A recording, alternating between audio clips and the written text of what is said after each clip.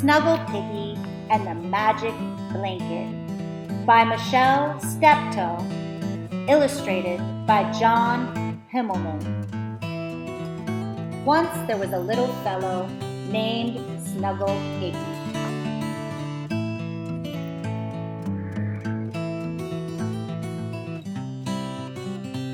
He lived with his Aunt Daisy in a bright blue cottage near the edge of a quiet stream.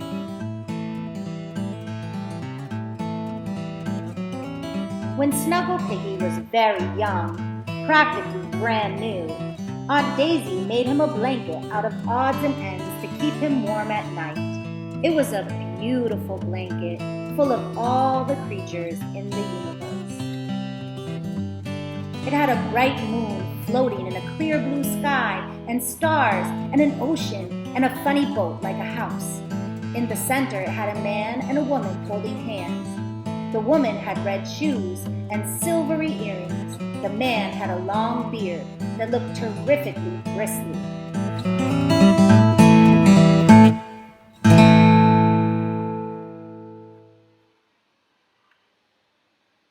Every night, when Snuggle Piggy went to bed, Aunt Daisy tucked the blanket around him so that no cold drafts would get under the covers. Every morning, when he woke up, she folded the blanket inside out and hung it over the foot of the bed. And once a week, Aunt Daisy took the blanket down to the quiet stream and rubbed it and scrubbed it fresh and clean and hung it out to dry. Aunt Daisy took very good care of the blanket. She knew how much Snuggle Piggy liked it. What Aunt Daisy didn't know was that it was a magic blanket. Every night, after she tucked Snuggle Piggy in bed and turned out the light, the man and the woman and all the creatures on the blanket came out to play with him. They laughed and sang and danced in the clear moonlight. Each creature had its own special song and danced its own special dance.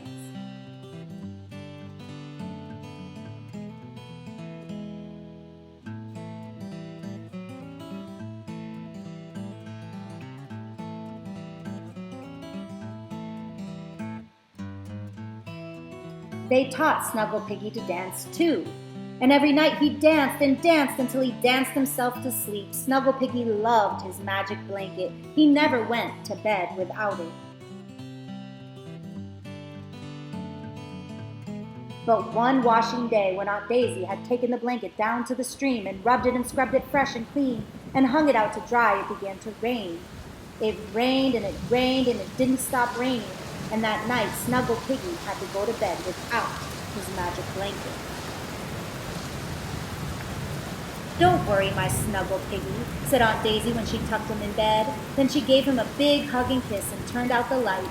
In the dark, the rain came down even harder. Snuggle Piggy thought he could hear his friends calling for help.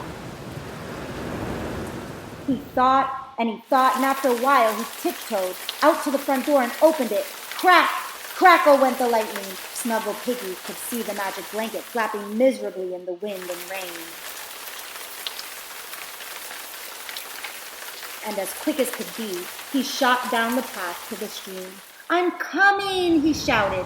The thunder shouted back. The wind lashed the rain in angry circles around his head. But he grabbed the magic blanket in his arms and dashed back to the bright blue cottage.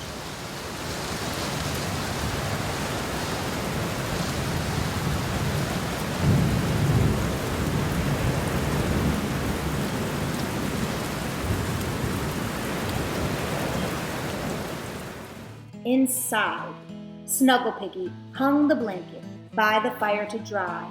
Its stars and moon were dark.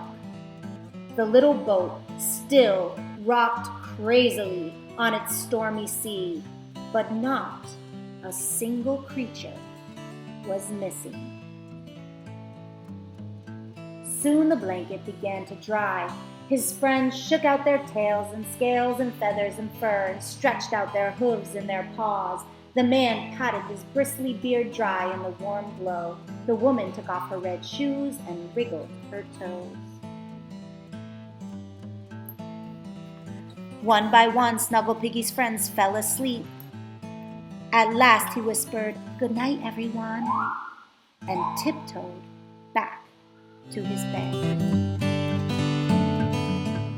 Snuggle Piggy slept for hours and hours. When he woke up, Aunt Daisy was folding his magic blanket inside out over the foot of the bed. "Well, my sleepyhead, good morning to you," she said.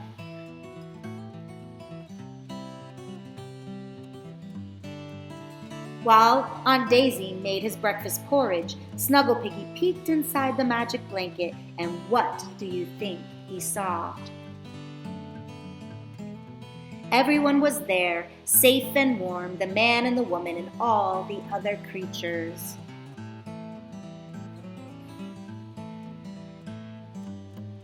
And above them, in the sky, was a bright yellow sun, dancing and shining, and next to it, a beautiful rainbow.